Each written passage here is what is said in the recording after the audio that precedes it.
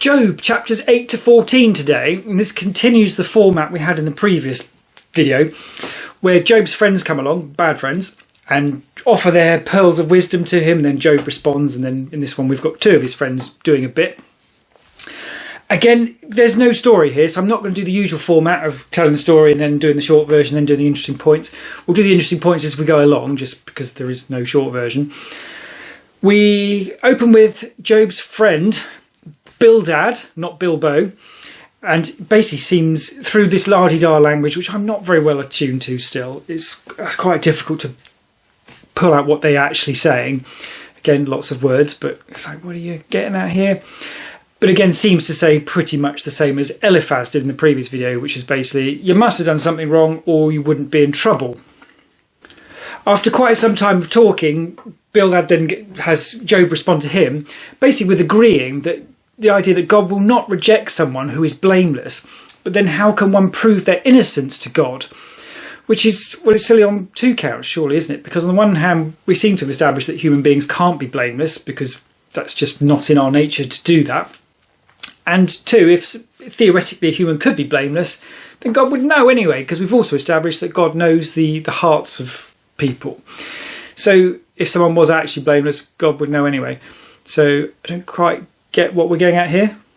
Job even goes so far as to say that if God turned up right here and now, Job wouldn't be able to prove to God his own innocence, going so far even as to say that God would multiply my wounds.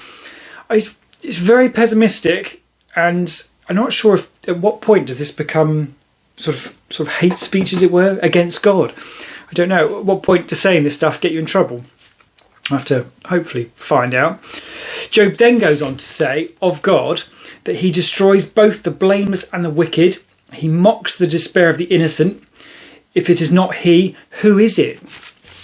Which is, well, I guess that is true, isn't it? That you get the blameless and the wicked do have terrible things happen to them. So that's, I mean, attributing it to God is a different matter, but you see that effect in the world. Talking about God mocking the innocent, though, that's, I mean, again, that's that fine line, is it? I mean, are we going to encounter God shortly, and he's going to be pretty miffed at Job because you said some bad stuff about me? Don't know, but this certainly feels like we're flirting with that line, that you're not going to get away with saying that sort of thing. But interestingly, that last bit, talking about if it is not he, then who is it? That would seem to be alluding to the idea of, right, is Job now getting the idea that maybe there's another force, as it were, in the universe, being Satan, and that Satan's actually doing it?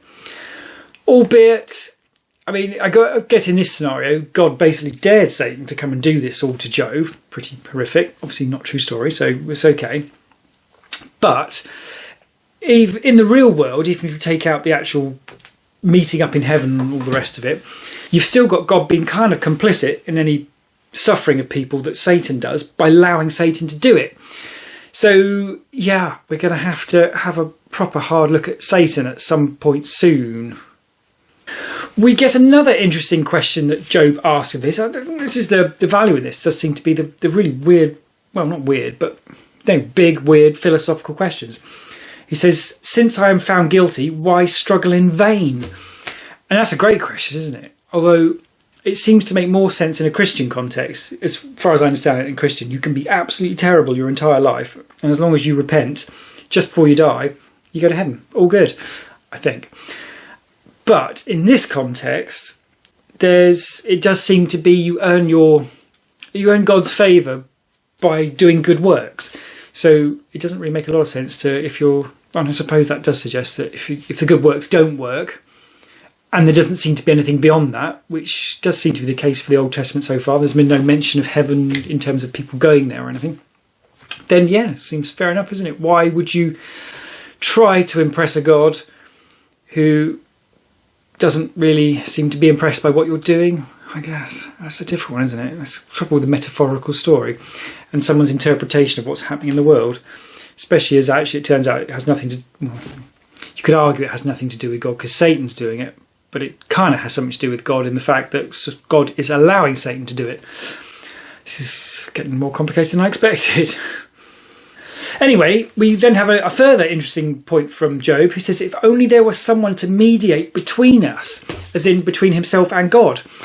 I wondered, does this allude to Jesus or something? Because that's a whole idea. Someone gets dropped in to try and bridge stuff, I think. Don't know. I guess the other thing is that there have been prophets already. So Moses was kind of like a mediator between God and humans. So, yeah, might be over-reading into that. It's an interesting idea, isn't it? That idea... Perhaps the story of Job is setting the idea that it's difficult for us to see what's going on.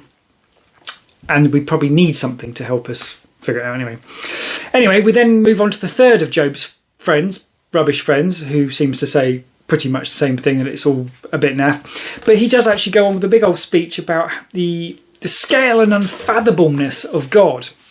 And I like that because, I mean, it seems logically obvious that God is on a big different level to us, isn't it? And this is one of the big problems I think that atheists have. I'm agnostic, not atheist. You get a sort of an inbuilt arrogance into any atheist arguments, and you're basically saying, I don't think this means God exists because it's not how I would do it if I was God, or something like that. And it doesn't make any sense because, yeah, sure, it doesn't make any sense to you, but it would make sense, well, it might make sense if you were God. I was like my daughter coming to me and refusing to brush her teeth because it just makes no sense that I should have to do this, Daddy. It does no good whatsoever. My teeth look exactly the same tomorrow as they did yesterday. And it's like, I know more than you do. Brush your teeth.